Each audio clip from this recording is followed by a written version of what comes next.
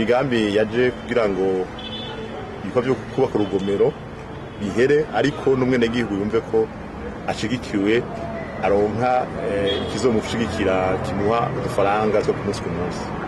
Imigambi yaratowe itorwa biciye guha ijambo umwenegihugu. Ni imigambi tubifise mu mice.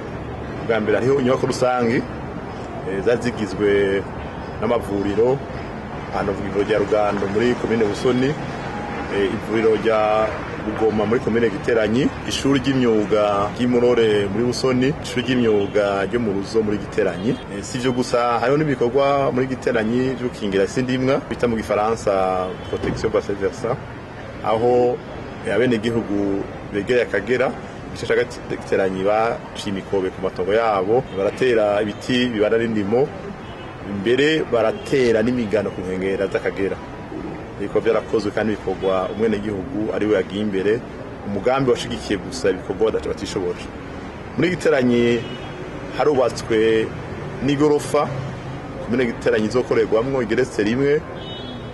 Haraba kandi n'umugambi wundi nyamukuru muri 20 wo kuronsa amazi abenegihugu ku rugero rw'ibirometero 39 muri komine Busoni, ibirometero 30 muri komine Giteranyi. Byose byarakozwe. Ibikorwa by'izo nyubako rusangi byarashikirijwe byifata kibanza. Ubu turiko twitegura kwakira ibikorwa burundu. Mu vy'amazi navyo biriko birafata inzira naho tugorana tutabuzemwo. Turavye mu ntegekanyo ibikorwa tuhara ko bigeze ku bice 95 kw'ijana. Ibice bisigaye navyo turakora n'abijejwe shashara mu ntwaro, abajejwe ubuzima mu ico gisata kugira ngo dufashanye turabe ukuntu dusigaye ntiyanyu dusigaye kugira ngo abenegihugu baronka amazi.